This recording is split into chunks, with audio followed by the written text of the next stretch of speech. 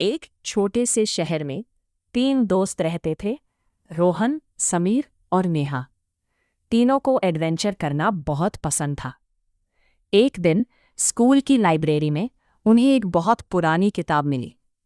उस किताब में एक रहस्यमयी जंगल का जिक्र था और उस जंगल में छिपे एक खजाने का भी। देखो, इस किताब में लिखा है जंगल में खजाना छिपा हुआ है। क्या सच में? कहीं ये सिर्फ कहानी तो नहीं? पता लगाने के लिए हमें जंगल जाना पड़ेगा। अगले दिन सुबह तीनों दोस्त बैग लेकर जंगल की तरफ निकल पड़े। जंगल बहुत बड़ा और घना था। चारों तरफ ऊंचे ऊंचे पेड़ थे और पक्षियों की आवाज गूंज रही थी। मुझे लग रहा है हम रास्ता भूल जाएंगे। डरो मत, हमारे पास किताब का नक्शा है। वे धीरे धीरे नक्शे को देखते हुए आगे बढ़ते रहे।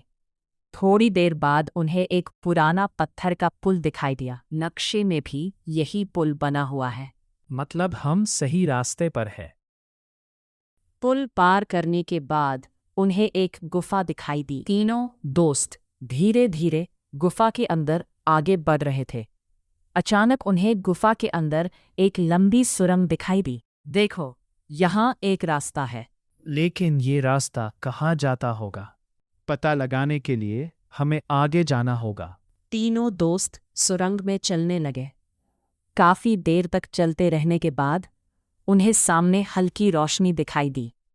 कुछ ही देर बाद तीनों दोस्त सुरंग से बाहर निकले, लेकिन जैसे ही उन्होंने बाहर देखा, वे हैरान रह गए। अरे, ये तो हमारा शहर है। मतलब गुफा का रास्ता सीधे शहर में आता है। तभी उन्होंने देखा कि सड़क के किनारे एक आदमी बहुत परेशान खड़ा था। क्या हुआ अंकल? मेरे बैग में बहुत ज़रूरी कागज़ थे और वो कहीं खो गया। तीनों दोस्तों ने फैसला किया कि वे उस आदमी की मदद करेंगे। आप चिंता मत कीजिए, हम ढूंढने में मदद करेंगे। तीनों दोस्त अलग अलग जगह बैग ढूंढने लगे।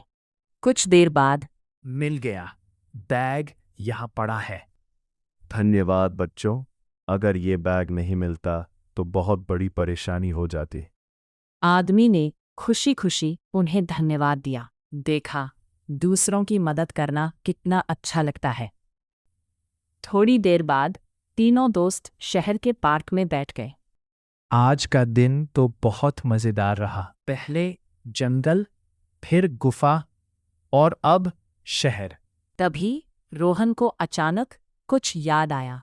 अरे, हमें खजाना तो ढूंढना था। शायद असली खजाना यही है, एडवेंचर और दोस्ती। तीनों दोस्त हंसने लगे। उन्हें समझ आ गया कि सबसे बड़ा खजाना सोना या हीरे नहीं, बल्कि दोस्ती, साहस और दूसरों की मदद करना है।